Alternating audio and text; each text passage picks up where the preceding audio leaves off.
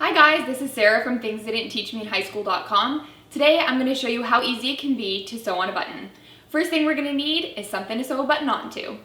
Sarah, I just popped another button off. Perfect.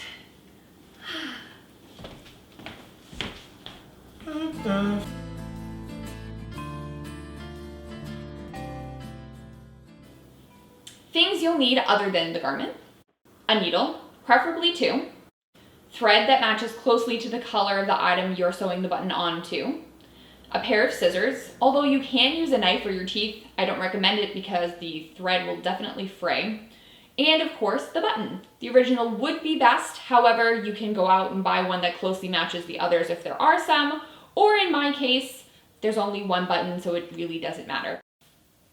Now that you've prepped your workspace and everything is within reach, you want to grab the thread and you're going to measure out a piece that is 24 inches long.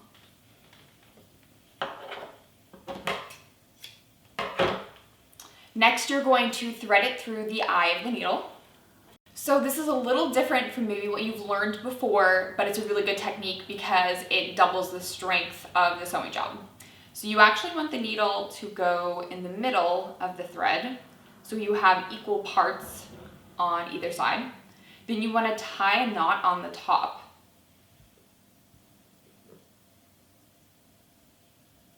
Now that we've threaded our needle, we are going to place the button where it needs to go on the garment.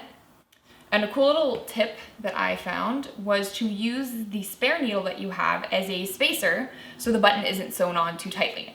So we just place it between the two holes when we pull the needle through the other side to loop it back down through the hole directly next to it. So we're gonna go to the other side of the garment with our needle, holding the button on with our finger. And we're gonna go from the back to the front. And then back down through. However, before we pull all the way through, we're going to put the needle in as a spacer.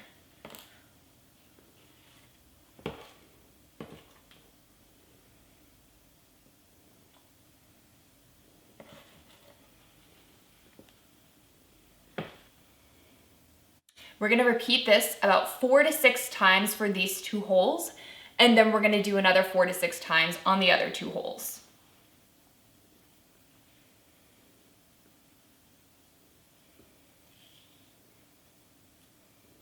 Now what we want to do is bring the needle back to the front, but we're not going to bring it through one of the holes. We're going to just try and bring it as close to the underside of the needle as possible without going through the hole.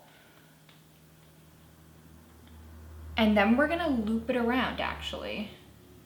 And this is going to help stabilize the button and make good use of the excess thread.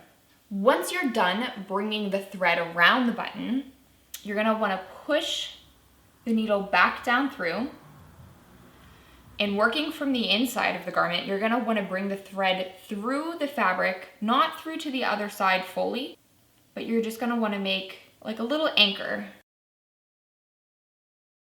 And then you're going to want to start to make a loop with the thread and pull the needle through. So you're making a knot. We're going to do that about 2 more times. I'm going to loop it around the needle and pull it through. And then 1 more time. I'm going to loop it around. And I like to try and keep it in like the cluster of thread that's built up in the back of the button in the garment, just to contain it a little because it looks a little messy. We're going to cut, leaving just a little bit of extra thread. And now we're going to take out our little spacer.